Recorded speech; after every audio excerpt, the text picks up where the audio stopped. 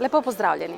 Najprej seveda najlepša hvala za vabilo na dogodek in hvala tudi za možnost, da se lahko vključim takole digitalno. Žal se v živo zaradi obveznosti tukaj v Bruslju ne morem. Gremo k bistvu. V pristojnosti svojega odbora, torej odbora za kulturo in izobraževanje, sem sodelovala pri idejni zasnovi parlamenta za to direktivo in v naslednjih mesecih bom sodelovala tudi pri spremembah samega zakonodajnega predloga. Slap tožbe. Ta kratica mi je tako posrečena, da sem enkrat napisala en daljši zapis, s katerim sem želela javnosti čim bolj ne poenostavljeno, ampak enostavno, preprosto pojasniti, kaj to je.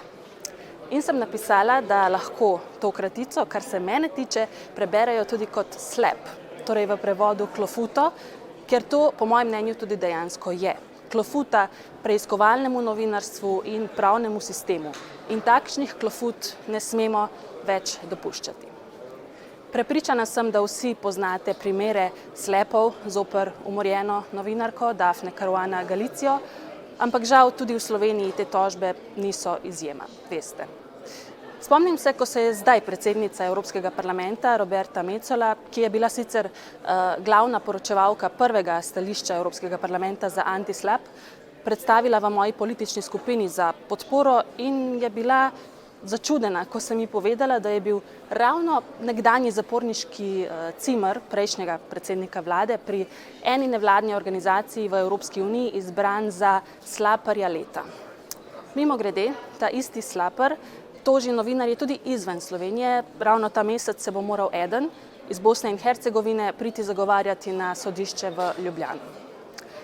Pod črto, res je skrajni čas za zakonsko ureditev tega področja in ta zakon mora stopiti v veljavo, kolikor hitro se da. Direktiva je bila sicer najbolj primerna opcija za ureditev tega področja, ampak je problematična ravno z vidika, da se lahko pri prenosu v nacionalni pravni red zavleče, poleg tega pa prenos direktive praviloma omogoča preveč ohlapne možnosti, kar lahko pomeni, da v nekaterih državah potem ne pride do želenega učinka. Ampak o tem potem.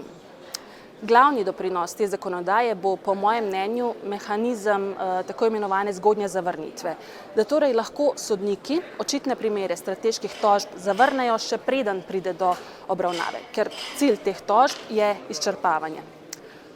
Varščine, kazni in preostali členi te direktive za odvračanje od takšnih zlorab pravnih možnosti so sicer dobri predlogi, ampak pogosto denar za tožnike ne igra vloge.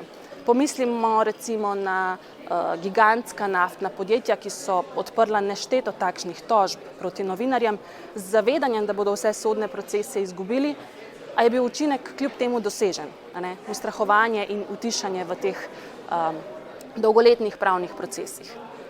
Naslednja bistvena stvar je preprečitev tako imenovanega forum shoppinga, ki je tožnikom omogočal več hkratnih tožb v več državah, seveda ponovno z namenom preplaviti toženca z bremeni stroškov in tudi časa. Moji okvirni predlogi za dopolnitev celotnega predloga so, da bi morali ustvariti tudi skupno javno podatkovno bazo takšnih primerov na področju celotne Evropske unije, da bi omogočili še hitrejše zavrnitve teh tožb in izpostavili tiste, ki se strateških tožb poslužujejo. Druga stvar je, da bi lahko ustvarili tudi poseben skupen fond na ravni Evropske unije za kritje recimo pravnih stroškov ali psihološke pomoči za žrtve. Mogoče najbolj pomembno pa je, da se odvetniki, sodniki in državljani, odvetnice, sodnice in državljanke seznanijo in izobrazijo o možnostih, ki jih bo ta zakonodaja omogočila. Torej to, kar počnete vi danes. To, kar počne pravna mreža tudi pri obrambi človekovih pravic v drugih primerih, konec koncev. Obveščanje javnosti je v družbi vedno tisti nujen pogoj, predpogoj za delovanje demokracije.